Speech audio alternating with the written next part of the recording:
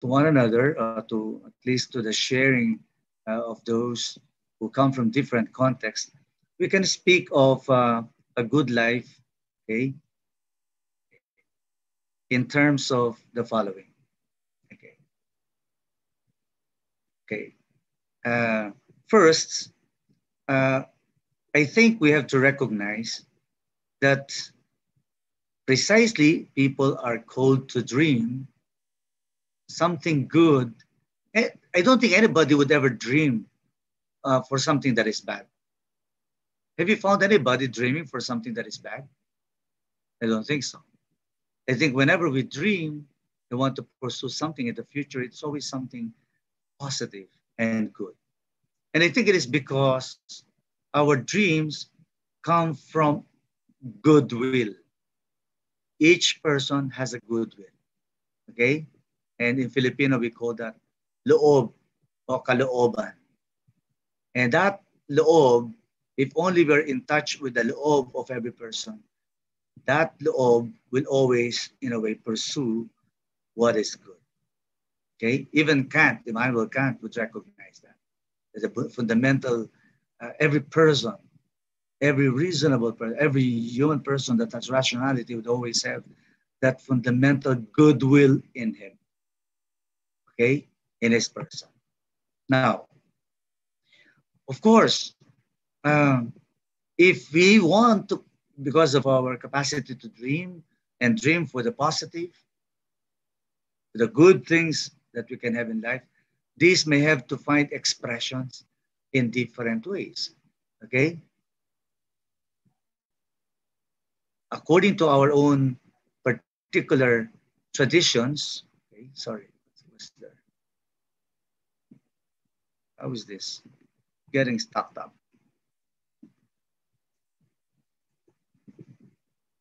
Wait a minute, we'll just have to wait. Something gets wrong.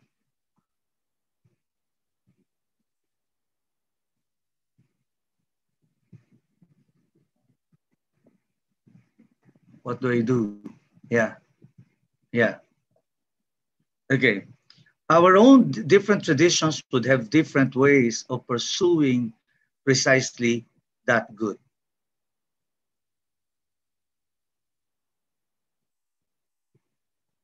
What's going on?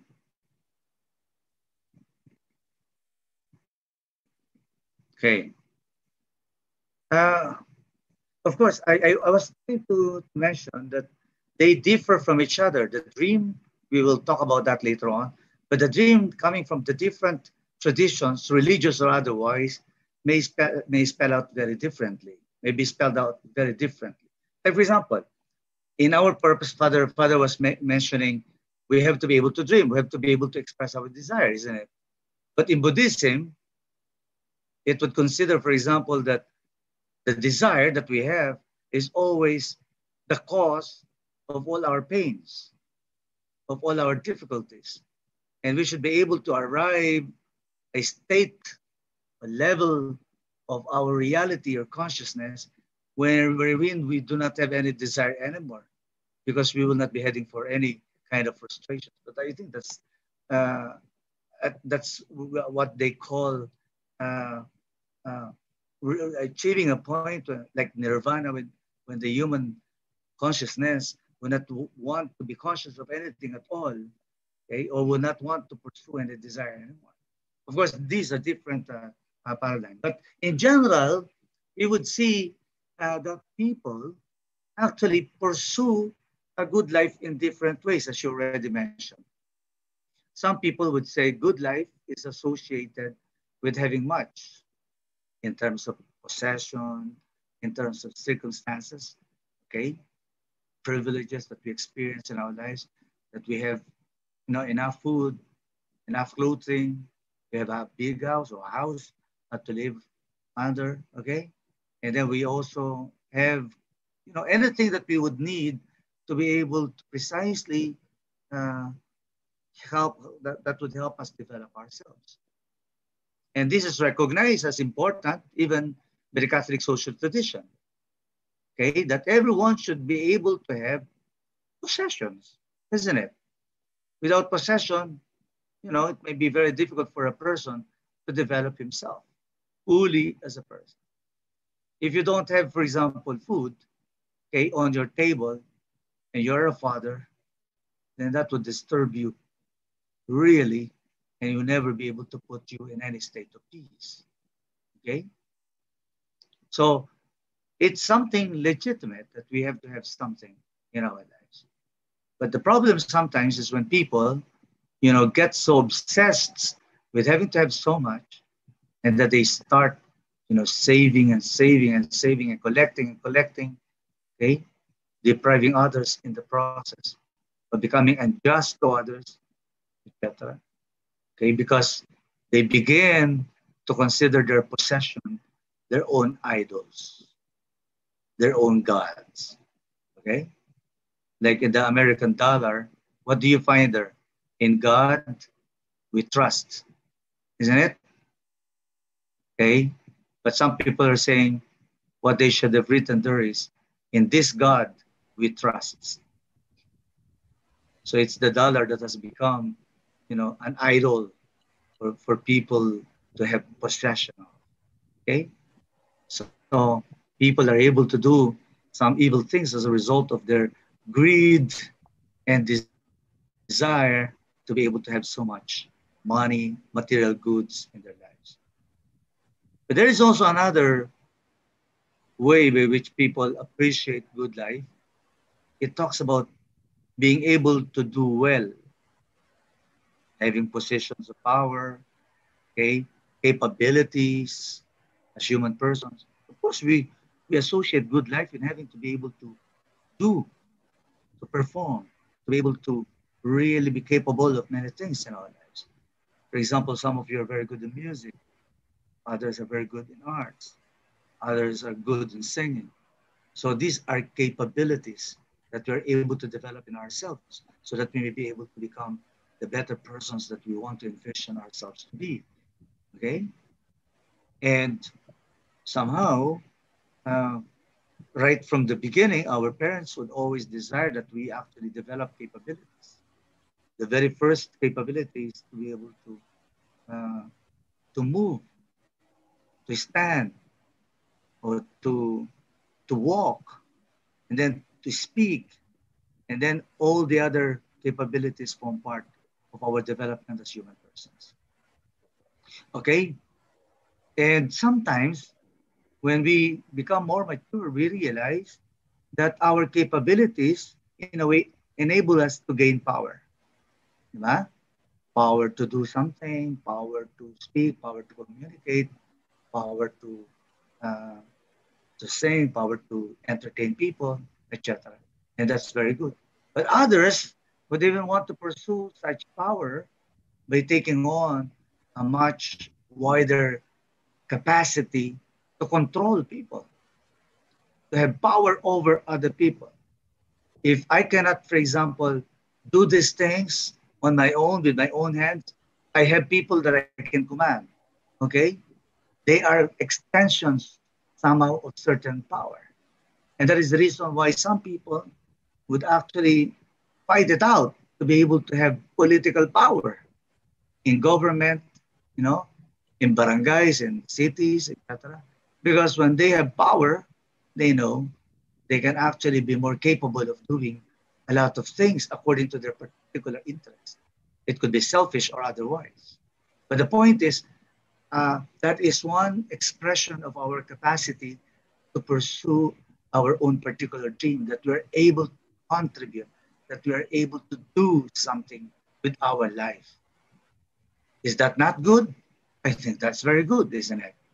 It becomes problematic when power itself becomes an idol, when power itself becomes our ultimate end, in the process destroying other people who will run contrary to our achievement or attainment of power, isn't it? But, and if power is associated in itself, in the pursuit of itself, that becomes problematic. When we lose sight of the reason why we are supposed to develop capabilities or power, which is actually meant to serve, okay, to be for others, if that is missed out, that becomes a problem, and that may not really lead us to a good life, isn't it?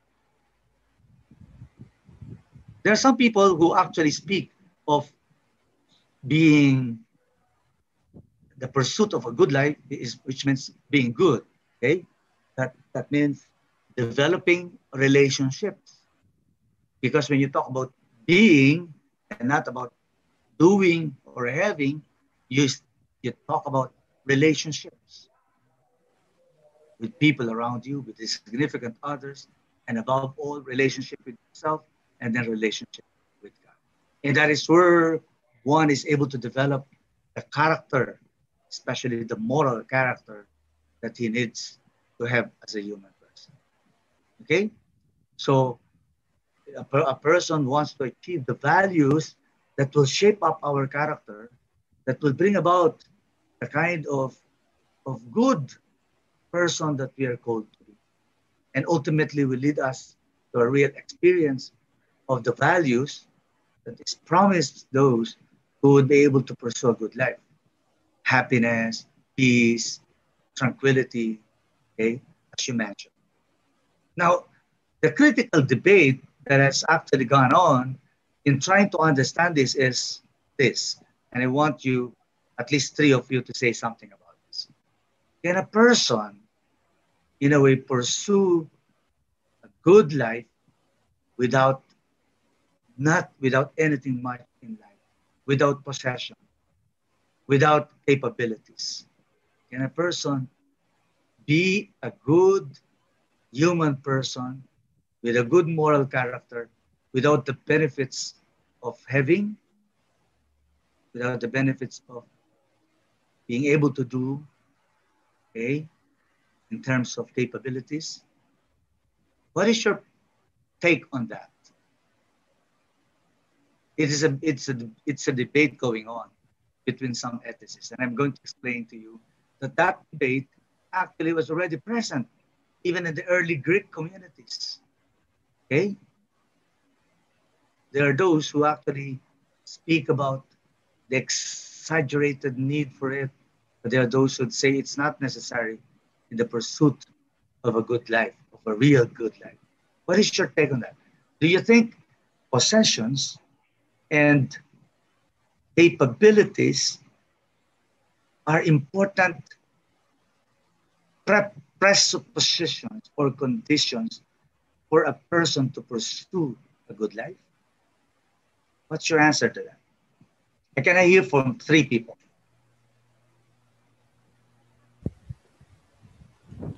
Hello, Father. Father. Yes, go ahead. Father, RC po. Yes. Um, Initially, Father, most of us would say that it is actually important having possession, having talents and capabilities.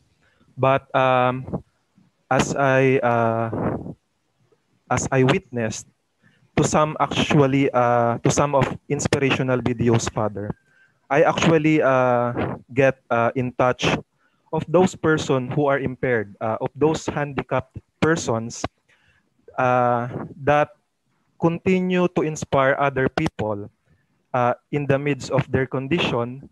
It seems that they look happy, Father. And then with that happiness, they are actually giving inspiration to other people. And with that state, Father, I can say that their happiness, even though they are in that kind of situation, they are contented. And I think they are living in a good life in such a way that they think they are able to give inspiration to others as well, Father. So with that, I say that I presume that these are not necessary, Father. Thank you, po. Okay, very good. Any other opinion? Do you agree Father. with RC? Yes, go ahead. Paul speaking, Father. Yeah, okay. Uh, in my observation, I'm also engaged, Father, in giving trainings to private corporations. And Okay. most of the time, I would like to base my answer on this observation. Most of the time, people or employers or even those people who attend my training, if I ask them what do you like, what do you prefer into a person, uh, capable of doing things or skillful, or you want something that is easy to easy to be with, friendly, and they prefer more of the character of the person. In fact, there are studies conducted by some private institutions that in the corporate world, people nowadays prefer good character than than skill set. So on this perspective, Father, I think uh, having possession and having capabilities are important, but the presupposition of having these things, character is uh, primarily the most or the most important thing first that a person should have. So Yes. these three are important, but Yes. the the starting point would be a good character in order for you to have a certain inspirational speaker. It is that's why we were called as human being and not human having, because in order for us to be successful, you have to discover first who are you as a person, what is your values, and not by identifying what do you have.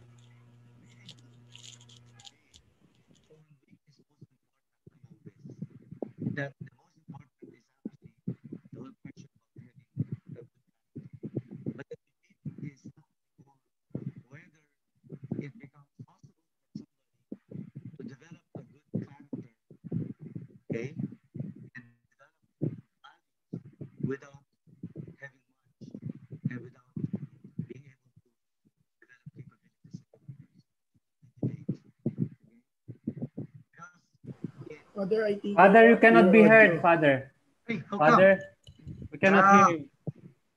okay. Can you not hear me until now? Now, okay. Okay na Okay, po. sorry. Ano po? Okay. I was trying to address the answer. I'm happy that you're involved in that.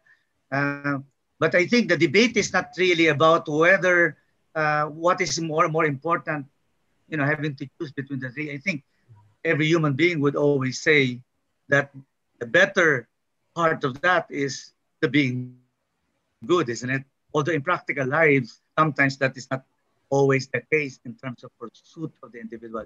But as far as the ideal is concerned, people I think would be able to say, yeah, being good is better than having much or being able to be capable. But I think the debate is on whether it is possible for a person to really be a good person, okay, and develop a good moral character without possession and without capabilities. That's where the debate is. And according to RC, he says it is not necessary. You can still become the better person that you could be without having possession and without even having capabilities. And you could be happy as a human person and achieve your own vision in life. And then, of course, Paul says uh, they are important. But are you saying that when you say having much and developing capabilities are very important as well, but are they supposed to be conditioned for a person to develop a good character as a person? According to Greek philosophy, okay, in old times, in classical Greek philosophical system, the debate was already present.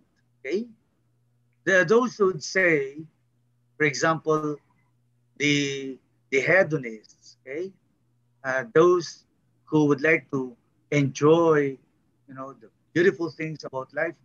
Okay, the hedonists would like to really pursue, okay, life in trying to get rid of anything that is painful.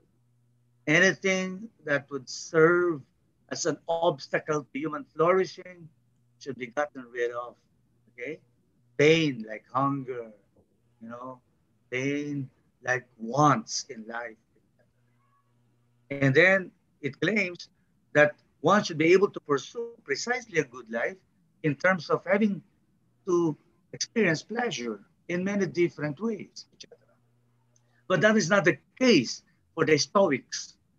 The Stoics would rather say that no person in his own search for perfection will ever be affected by anything that is external to his own internal character as a person.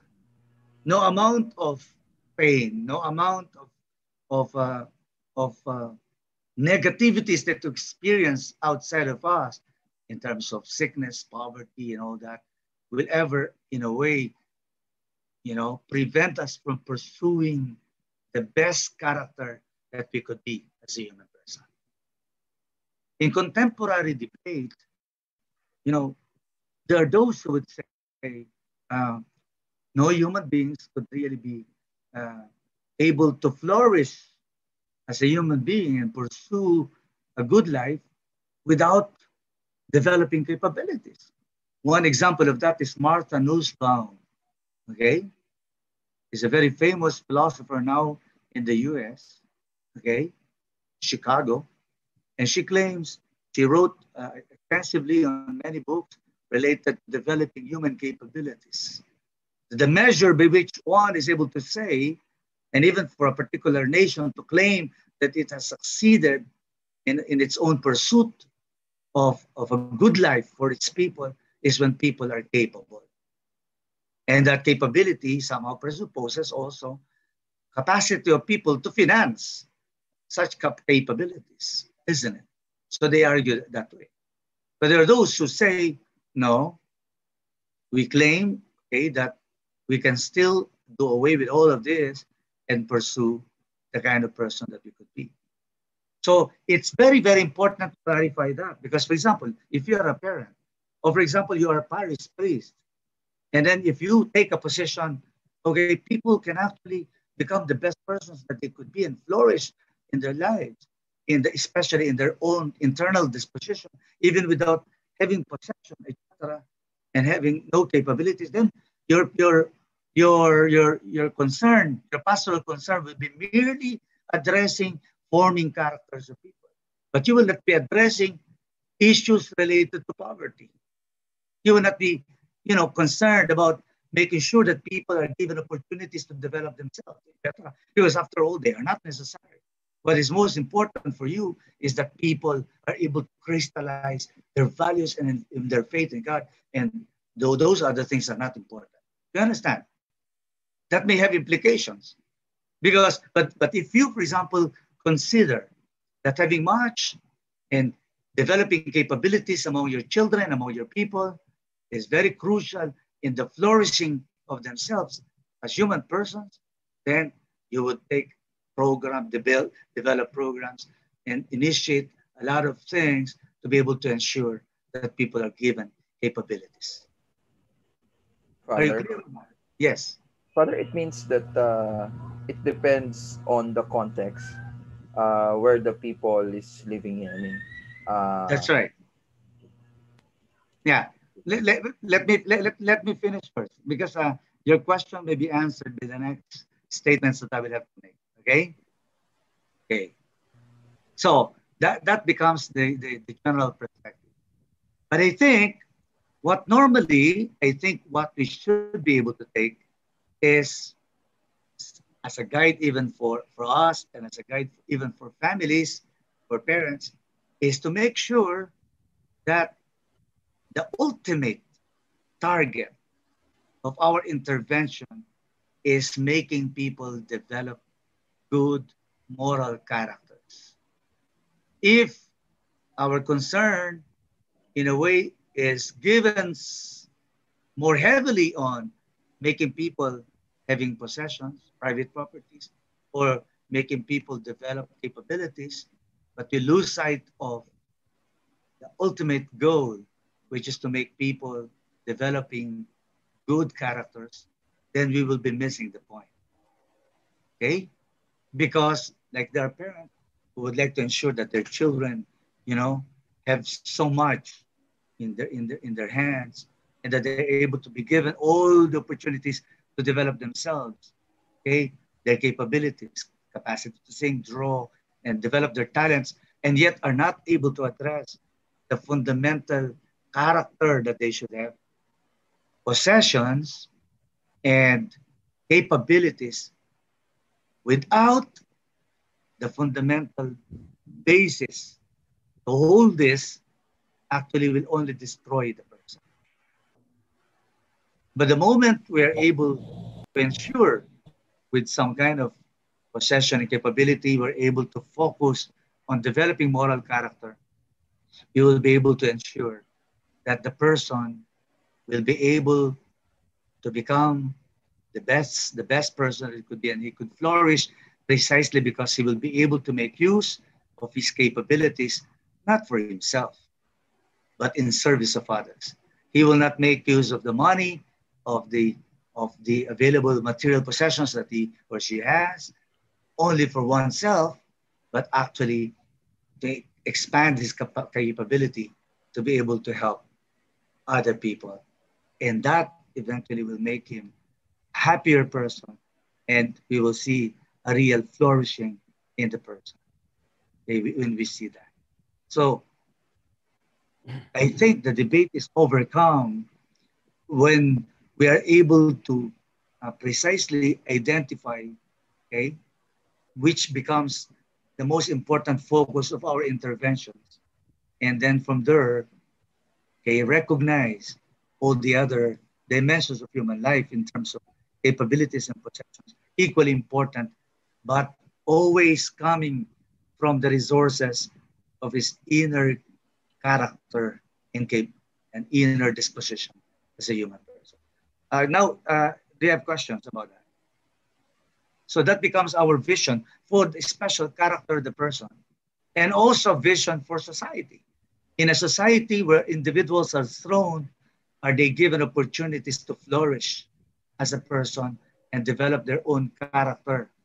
Okay, there may be certain situations in our own social context, structures and systems that prevent persons from developing their great potentials and their good human character precisely because of the context where they are thrown, which militate against the flourishing of the human person. For example, a person is living in abject poverty and marginalization, has to live and survive. And sometimes because of that, the person is able to sacrifice his most fundamental principles and values in life. And that therefore the person could not reach real flourishing. So if you are to be able to address the development of moral character, it is also equally important that you are able to address the social context within which the person is called to develop and grow as a human person. Do you have questions?